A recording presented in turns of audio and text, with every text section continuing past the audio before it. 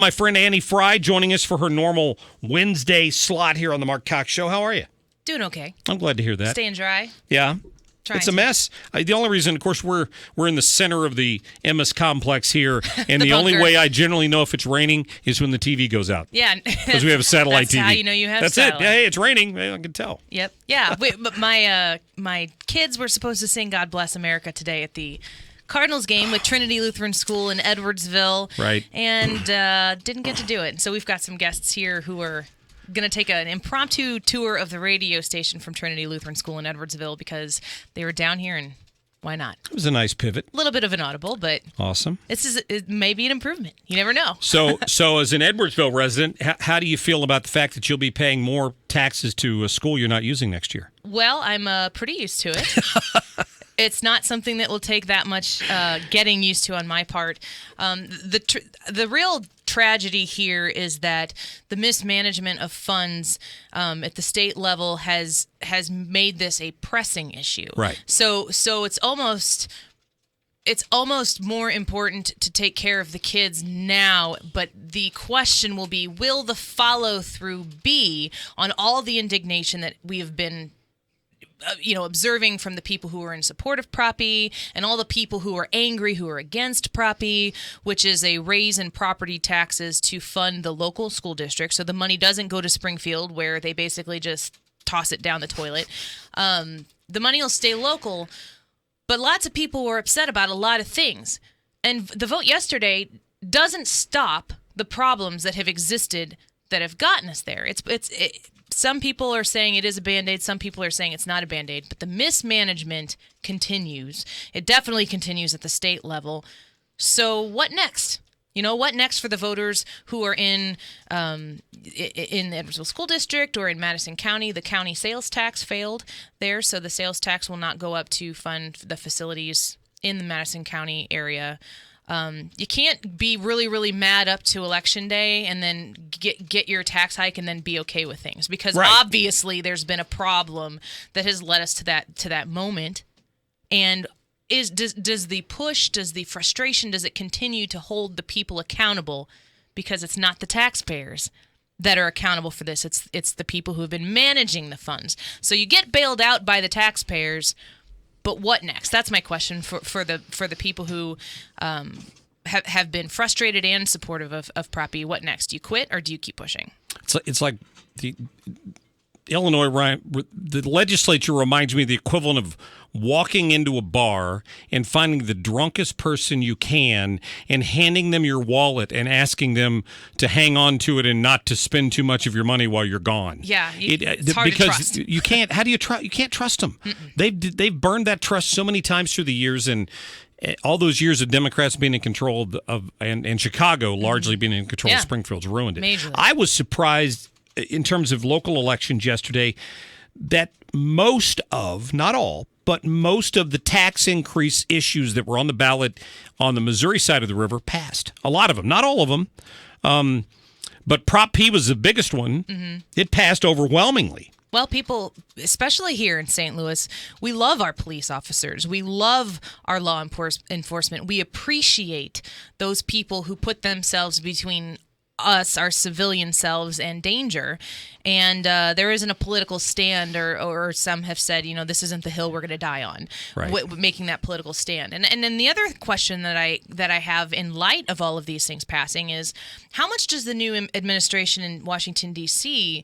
make people feel like, maybe this is a place where we can give a little bit, and because maybe they feel like they're going to get a little bit on the other end of the tax question. Maybe they feel like they have somebody in office who doesn't think that they are entitled to any dollars that come into your household to use because they're better at using your money than you are.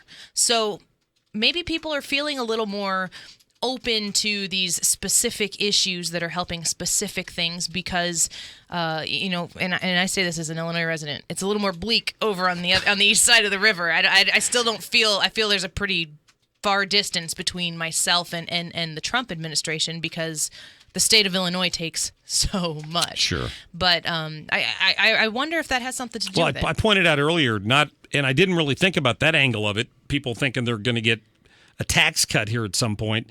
Just, I think maybe it speaks to enthusiasm or some confidence that the economy is going to improve, and that and that you might get a little more in your paycheck next year than you got this year.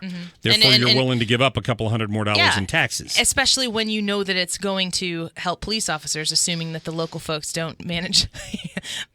You're rolling your eyes and you seem skeptical. Well, but you honestly, got to try. My hat's off to Steve Stinger, the St. Louis County executive, because he what he did here was a brilliant thing. Because I think he knew that if he went to the taxpayers with a general tax increase, they would laugh at him. But if you wrap it up in a law enforcement package, he knew people would have less ability to say no. Yep.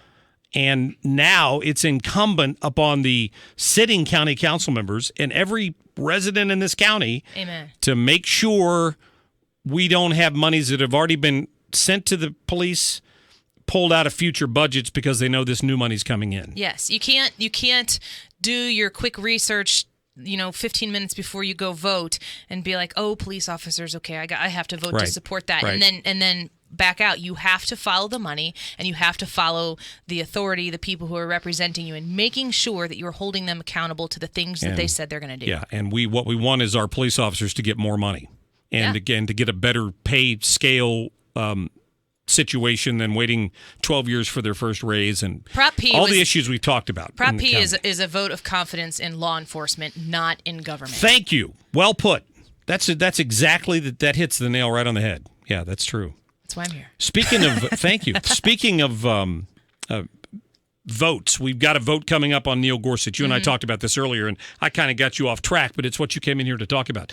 The Democrats have argued in a lot of ways that this Supreme Court seat was stolen from them somehow. Oh, that chafes me. Oh, I know.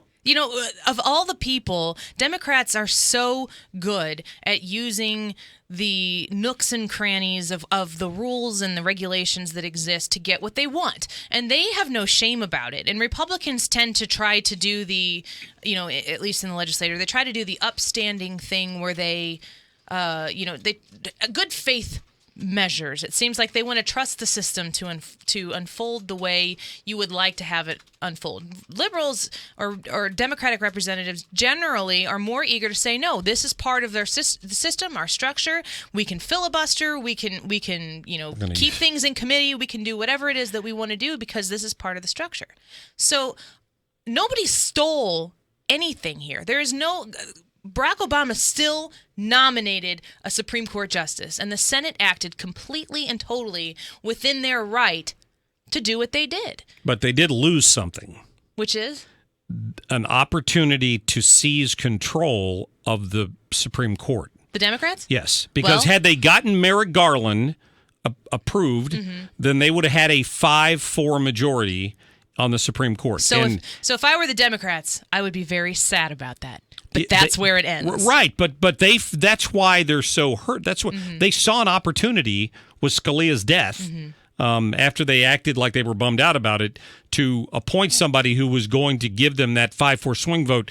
They saw Citizens United falling. They were challenging it already. The Heller decision on the Second Amendment, all of that stuff would have been gone. And now it's instead going to be Neil Gorsuch, who's an originalist, and maybe this Dianne Sykes if there's another opening.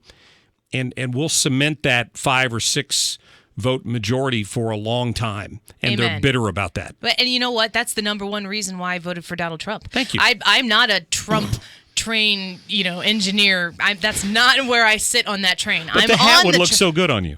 Give me the hat and I'll wear it now because this is why he got my vote, because I knew that a non-vote or a vote for the other party would lose that Supreme Court. And that is exactly why the Republicans and the Senate did what they did. They said, give the people their due. Remember, we're here to represent these people. We are not here to represent a party. And the people who get put in these elected positions are there to represent the vote of the people. If Hillary would have gotten elected, they would have gotten their guy. It probably would have been, or a woman, it probably would have been somebody more liberal than Merrick Garland. And the Democrats would have to say, the people have spoken. This is what they want, and this is what you get. Smartest thing probably the Senate Republicans have done in a long time was dangling that carrot out there for people like you. It was a risk. Yeah. But I paid preached off. it. I preached it for 8 months. This is why you have to vote this way. We can't go the other way. Annie, thank you. Thank you. I appreciate you.